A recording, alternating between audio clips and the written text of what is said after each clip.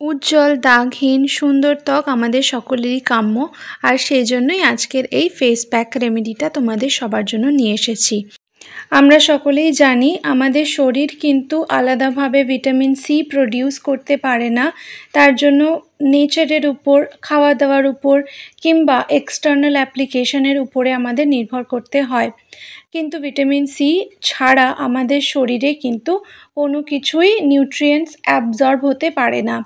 রোজ সামান্য পরিমাণ vitamin C আমাদের ত্বকের জন্য খুবই জরুরি।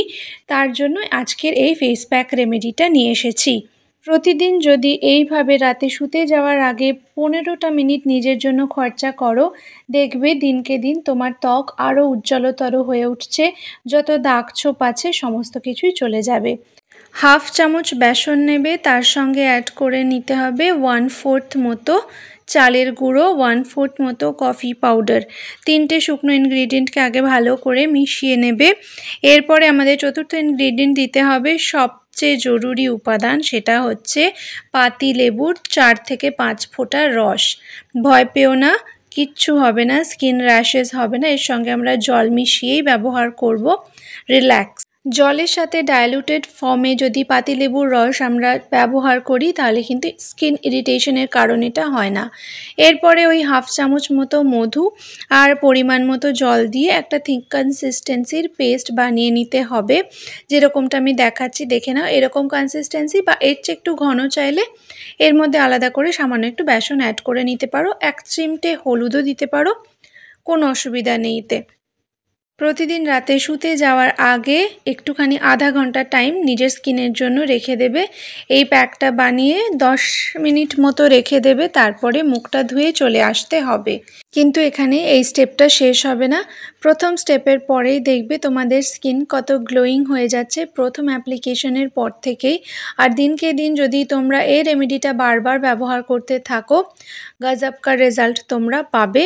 ধীরে ধীরে স্কিনের যত র্যাশেস পিম্পলের সমস্যা থাকে সেগুলো আস্তে আস্তে নির্মূল হয়ে যাবে। হবেই না র্যাশ আর পিম্পল, আর স্কিন পাবে একটা হেলদি গ্লো, যেটা দেখে তোমরা নিজেরাই অবাক হয়ে যাবে যে নিজেদের ডেড স্কিনের আড়ালে এত সুন্দর একটা স্কিন তোমাদের জন্য অপেক্ষা করে বসেছিল। রোজ কিন্তু ডেড স্কিনের লেয়ার পরিষ্কার করা ভীষণ দরকার। সপ্তাহে 1 দিনই স্ক্রাব করা খুবই ভালো। 1 থেকে 2 দিন স্ক্রাব করা যেতে পারবে, কিন্তু প্রত্যেকটা এই ধরনের ফেস প্যাক বলো, স্ক্রাব বলো বা ক্লেনজিং বলো, ফেস ওয়াশ দিয়েও যখন ক্লেন্স করবে তারপরে কিন্তু অবশ্য করে যে কোনো একটা ময়েশ্চারাইজিং কিছু মেখে নিতে হবে সঙ্গে সঙ্গে। যখনই আমরা এই ধরনের কিছু অ্যাপ্লাই করে থাকি আমাদের পোর্সগুলো ওপেন আপ হয়ে যায়, যেহেতু ডিপ ক্লিন করে। তার জন্য সঙ্গে সঙ্গে পোর্সগুলোকে রিল্যাক্স করার জন্য, আবার নিজেদের শেপে ফিরিয়ে আনার জন্য কিন্তু উপর দিয়ে ময়েশ্চারাইজেশন ভীষণ জরুরি। নয়তো ধীরে ধীরে তোমাদের ওপেন পোর্সের সমস্যা হয়ে যাবে, তখন তোমরা রেমেডির দোষ দিতে আরম্ভ করো। ফেস প্যাক অ্যাপ্লাই করার পরে 10 মিনিট রেখে মুখটা ধুয়ে পরিষ্কার জল দিয়ে মুখ ধুয়ে চলে আসো। ঠান্ডা জল দিয়ে ধুয়ে নেবে, আর শীতকাল হলে উষ্ণ গরম জল দিয়ে ধুয়ে নিতে পারো, কোনো প্রবলেম নেই। নেক্সট স্টেপে আমরা যাব। এর জন্য তোমাদের লাগবে হচ্ছে 4 ফোঁটা মতো ক্যাস্টর অয়েল, তার সঙ্গে ওই একটা মটরের দানা সাইজের অ্যালোভেরা জেল নিয়ে নেবে।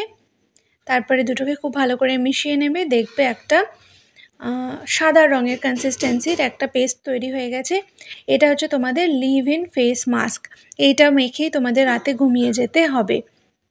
আর ফেস ওয়াশ করার কোনো প্রয়োজন নেই। রাতে ঘুমিয়ে যাও, পরের দিন সকালে যেমন ব্রাশ করে উঠে মুখটা ওয়াশ করো তখন মুখটা ধুয়ে নেবে।